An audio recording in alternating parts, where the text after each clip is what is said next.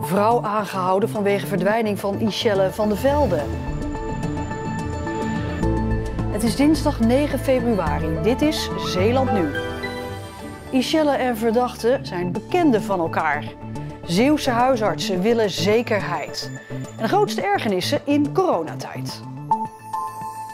Goedenavond. De politie heeft een 44-jarige vrouw aangehouden in verband met de vermissing van Ischelle van de Velde uit Oostburg, die half december spoorloos verdween. Ischelle en de vrouw zijn bekenden van elkaar, want ze hebben in dezelfde straat in Oostburg een winkel, bijna naast elkaar. De vrouw is vanochtend aangehouden in haar woning in Aardenburg. De betrokkenheid staat daar zeker niet mee vast. Die worden onderzocht. En ja, dat moet later blijken hoe sterk of dat was. Is het nu de enige lead of de enige aanwijzing die jullie hebben in de zoektocht naar Ischelle op dit moment? Ja, dat is wel het bijzondere van deze zaak. We hebben uiteindelijk nog geen slachtoffer. We hebben nog geen plaatsdelict. Ja, en toch moeten we onderzoek doen. Dat zijn we gewoon verplicht naar de familie en naar Ischelle. Dus ja, daar zetten we volop in. Zijn er al aanwijzingen of Ischelle misschien niet vrijwillig vertrokken is? Vrijwillig gedacht, ja, ik wil niet meer gevonden worden. Nou, we houden met heel veel scenario's ook nog rekening. En dat is er eentje van dat ze vrijwillig vertrokken is. En aan de andere kant staat eigenlijk dat er sprake is van een misdrijf. We weten het op dit moment niet. We onderzoeken het. Maar we houden met dat hele scala nog steeds rekening. In Oostburg staat Martijn van der Werf. Martijn, de politie wil dus echt absoluut niet zeggen waarom de vrouw is aangehouden. Nee, dat willen ze inderdaad niet. De politie is heel spaarzaam met de informatie die ze vrijgeven. Dit doen ze in het belang van het onderzoek, zoals ze dat altijd zo mooi zeggen. Het enige wat op dit moment bekend is dat de vrouw nog vastzit. En dat er op 2 plaatsen in Zeeuws-Vlaanderen huiszoekingen zijn gedaan. De eerste plaats is natuurlijk in Aardenburg, in de woning van de vrouw. En de tweede plaats is hier in Oostburg, waar ze in deze straat dus een winkel had. Die overigens 2 winkels verder ligt dan de kledingreparatiewinkel van Ischelle. En bij die huiszoekingen zijn ook 2 auto's in beslag genomen. Dat gebeurde dan weer in Aardenburg. En dat betreffen de auto's van de verdachte en haar man. Ja, volgens de politie is Ischelle een bekende van de vrouw en haar echtgenoot. Ja, wat is de rol van deze man dan? Ja, die is er tot zover nog niet. Toen de politie vanmorgen vertrok voor de aanhouding stond al vast dat ze alleen de vrouw zouden aanhouden en dus niet de man. Met de man is vanmorgen wel even kort gesproken. Hij was natuurlijk gewoon thuis en aanwezig tijdens de aanhouding. Maar verder dan dat gaat het niet. En de politie benadrukt dan ook dat de man absoluut geen verdachte is in deze zaak. Ja, Martijn, voor de familie van Ischelle moet dit echt zenuwslopend zijn, hè? Ja, dat is het ook zeker. Ze waren dan ook wel blij met het nieuws, hoor, dat er een aanhouding is verricht. Het was ook een verrassing, want ze hielden hier absoluut geen rekening meer mee. Ze hielden er eigenlijk een beetje rekening mee dat het onderzoek aan het vastlopen was, dat er geen nieuws meer zou komen en vooral ook geen antwoorden meer zou komen op hun vragen. Ze zien dit dan ook eigenlijk een beetje als een nieuwe impuls in dit onderzoek, als een soort van herstart in die zoektocht naar de antwoorden op de vragen: waar is Ischelle en wat is er met haar gebeurd? Ja, en of die antwoorden ook daadwerkelijk gaan komen of dat deze herstart eigenlijk alleen maar valse hoop blijkt te zijn, dat zal de komende tijd moeten blijken. Martijn van der Werf, dankjewel. Zeeuwse coronapatiënten die niet thuis of in het verpleeghuis verzorgd kunnen worden, worden nu opgenomen in het buurtzorgpension in Zierikzee. En dit is de centrale plaats voor heel Zeeland. De tweede coronagolf wordt als zwaarder ervaren dan de eerste. De eerste golf kwamen de mensen voornamelijk uit het ziekenhuis. Dus waren ze daar al gezien, ingesteld op medicijnen en hadden ze voor ons gevoel de ergste klachten doorgemaakt. Nu doet een triagebureau de selectie. Dus dat houdt in dat mensen veelal vanuit thuis hier naartoe komen en toch heel erg ziek zijn en soms nog niet eens door een arts zijn gezien. Wat het anders maakt, omdat wij dan echt moeten gaan kijken van wat voor klachten hebben mensen en daarop moeten handelen. Hier achter de blauwe deur van het buurtpension in Zierikzee liggen COVID-patiënten uit heel Zeeland. Er is plaats voor 22 zieken.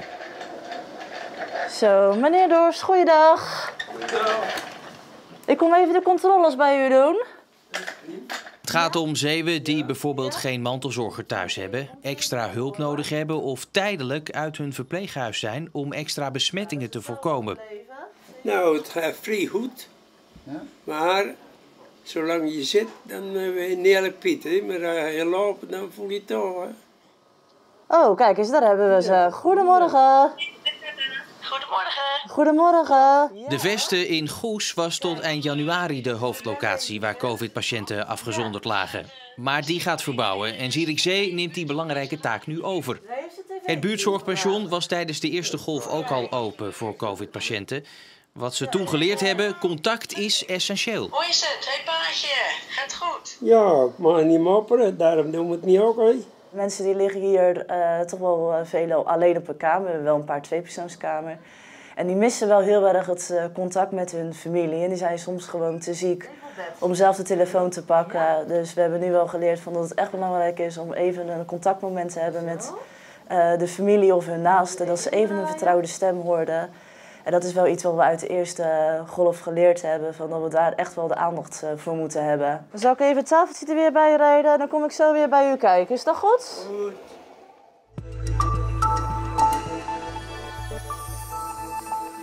Van de veiligheidsregio Zeeland, de VRZ, mogen schaatsbanen in de regio open, mits coronaregels in acht worden genomen. Overal worden schaatsbanen in gereedheid gebracht. De coronaregels komen erop neer dat er geen groepsvorming mag zijn. Mensen moeten 1,5 meter afstand van elkaar houden.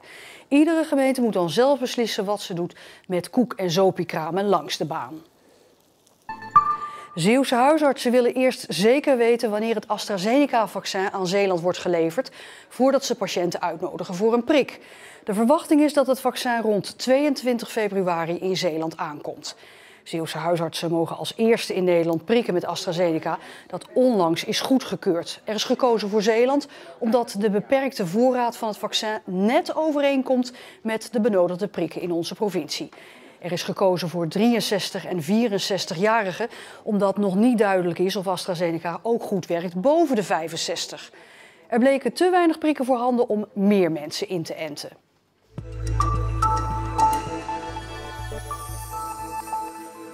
Hoe goed is je relatie en je familie- en vriendenkring bestand tegen de beperkingen waarmee we dagelijks moeten leven nu? Wat levert in huiselijke kring nou de meeste strijd op in coronatijd? Een enquête op onze website leverde de volgende top 5 op. Het mondkapje staat op 5. Vervelend om te moeten dragen, maar nog irritanter als je huisgenoot het niet doet. Op 4, op visite gaan is ook een dilemma. Dat mag maar met 1 persoon, dus wie blijft er thuis? Nou, daar denk ik wel eens een klein beetje verschillend over. Ik vind het erg streng. Nee hoor, wij vermaken ons wel, dan ga ik al die kastjes naar, ik doe dit, ik doe dat. Ja, dan zit je maar weer met elkaar. Hup, televisie weer aan en zo gaat de hele dag maar door. Je hebt niet anders te doen. Maar het is wel een beetje gestrest, vind ik. Je wordt wel een beetje kort van stof. Op 3 staat onveilig gedrag van je huisgenoot, zoals hoesten, niezen en snotteren. En op 2 staan huisgenoten die zich buitenshuis onveilig gedragen. Dus het is wel soms een beetje verwarrend, maar... Hoe langer we in de lockdown zitten, hoe meer we allebei ook gewoon tot besef komen dat het is zoals het is. Gaat u nog wel bij uw moeder op bezoek trouwens dan? Zoals u ziet, ik begeleid haar met verschillende dingen. Ja, mijn moeder is 96. Ik ben maar alleen. Dus dat kan geen probleem. Wij zijn blij dat we een groot uithoudingsvermogen hebben. Je moet wel veel geduld hebben. En met stip op 1 weer die visite, maar dan de vraag wie laat je binnen en wie niet. En vooral met hoeveel mensen dan, wie er mag komen. Omdat ik heb dan een broer en een zus, maar ja, mijn zus woont in Amsterdam, dus daar hebben we niet zo rekening mee. Maar dan, ja, mijn zus woont in Amsterdam, dus dan hebben we eigenlijk al 1 persoon. En dan mag er niet echt een vriendin of een vriend komen, dus dat is wel moeilijk. Hij was toevallig net jarig vorige week, dus we hebben wel een bezoek ontvangen. En dan alleen de opa's en oma's en dan gewoon per dag 1 bezoek. Nou, ik heb niet veel keuze om discussies te voeren, want zowel mijn vrouw als mijn dochter zitten in de verpleging. Dus ik ben snel klaar.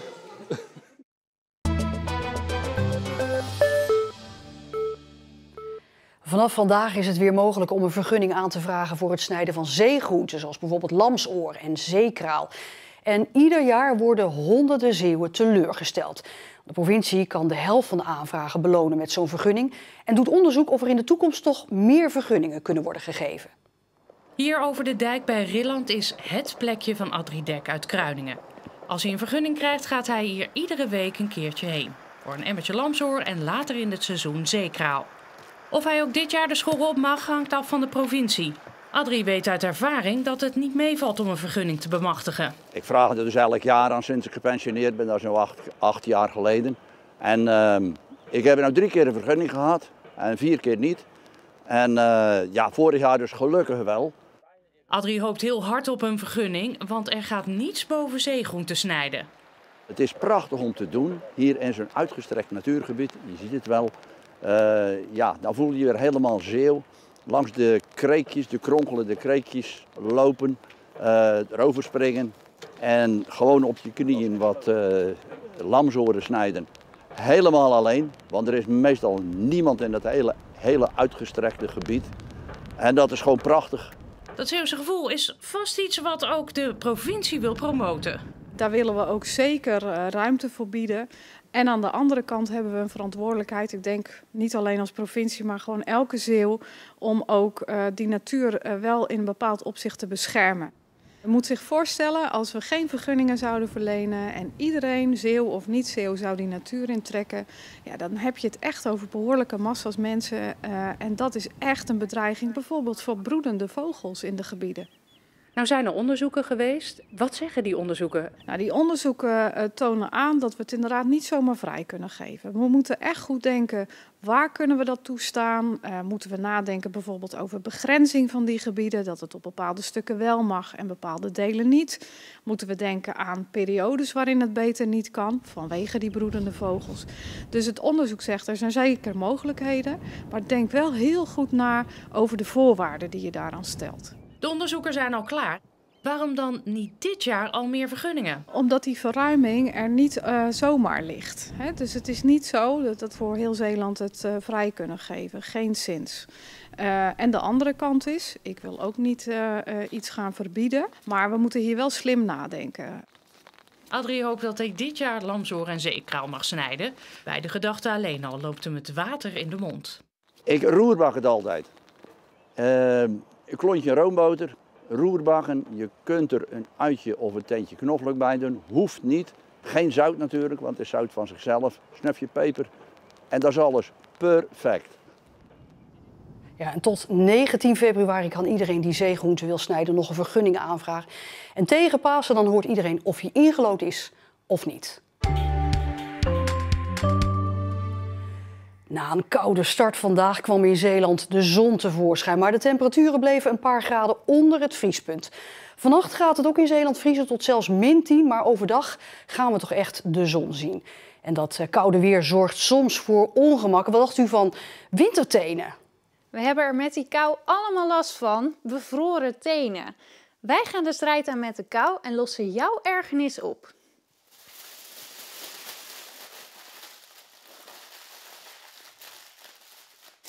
Aluminiumfolie zou ervoor moeten zorgen dat je voeten warm blijven. Dat gaan we testen.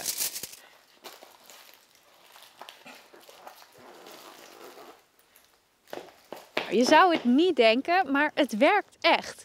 Mijn voeten zijn duidelijk warmer dan wanneer ik niet dat aluminiumfolie om mijn voeten heen heb. Dus ik ben benieuwd of jij het ook uit gaat testen.